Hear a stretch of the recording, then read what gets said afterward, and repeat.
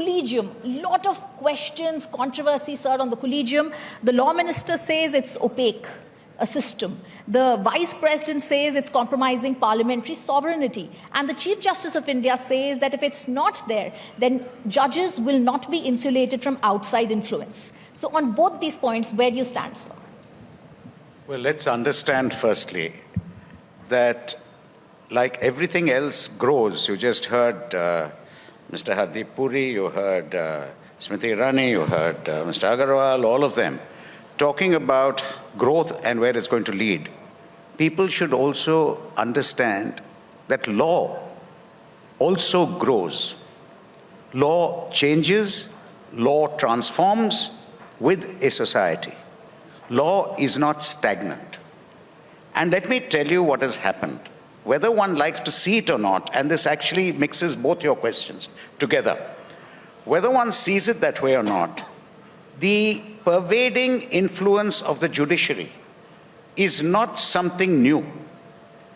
Firstly, in the Constitution, a provision was incorporated for whatsoever reason by our Constituent Assembly, by the Founding Fathers, an article you don't find anywhere else in any other constitution, anywhere in the world, written or unwritten, which is the law declared by the Supreme Court shall be the law of the land. Do you know how extreme that is? That is an antithesis of democracy.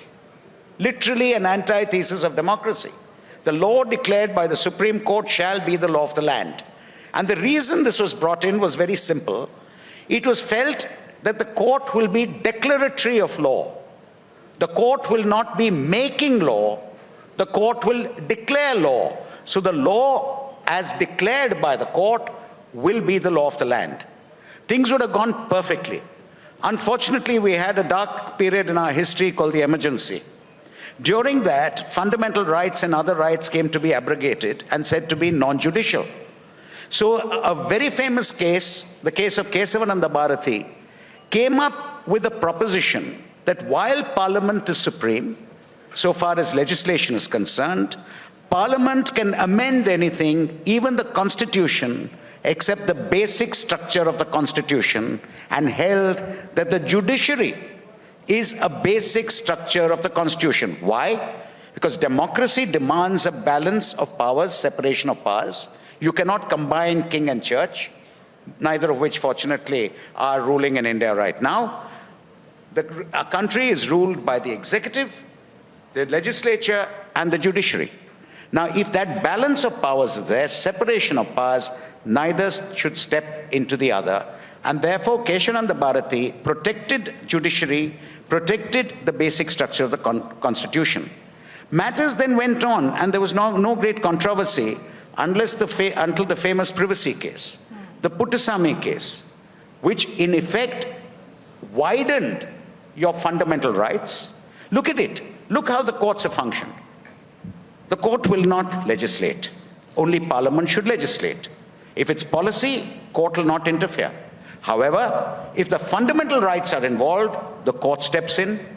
So how does the court expand its jurisdiction?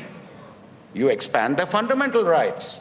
So the fundamental rights which existed originally in 1950 are different from the fundamental rights that exist today, because the right to life and liberty, which was understood as right to life and liberty, has become right to education, right to a clean environment, right to privacy. And that is why your same-sex marriage issue has arisen, because it was nothing but a successor. Once you said a person had a right to privacy, you allowed decriminalization of homosexuality. The moment you did that, the next step was, if your reason for decriminalization is that there is no difference between people who are in their private life living with the same sex as against those who live with the opposite sex, then the next thing is, why do you distinguish? If it's marriage, if it's anything. And so I think for the first time, as Mahesh, I don't always agree with him, but I must say here, but Mahesh has a point in saying there are a lot of other things to look at. And sometimes you have to see that the legislature and the judiciary have to go together. If one takes a march over the other, you will always have a problem. Now, where are you finding the other end? If you have the separation of powers, How can you have the executive deciding who their judges are? The whole purpose of the collegium system is that you have a body to preserve the independence of the judiciary without executive influence, because they are meant to be the check and balance against the executive.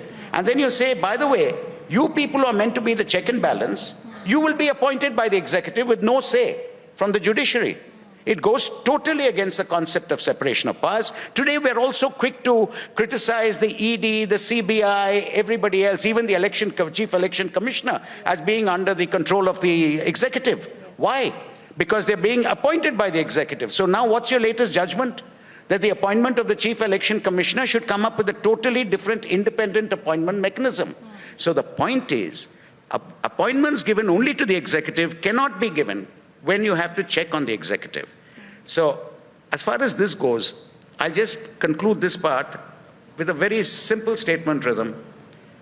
The foundation of separation of powers, of balance of powers, is that the executive and the judiciary should always clash.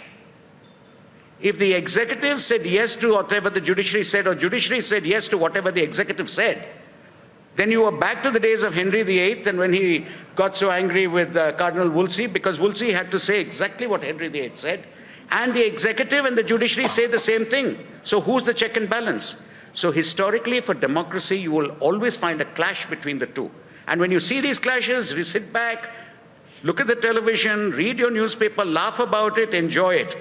And enjoy the lovely statements which are made by politicians, and the equally lovely statements which are made by judges. Right. Enjoy it, because that clash must continue for democracy. Lovely. In fact, you spoke about how rights are changing since 1950. That's also the theme today, the theme of transformation. So we're seeing how this goes ahead.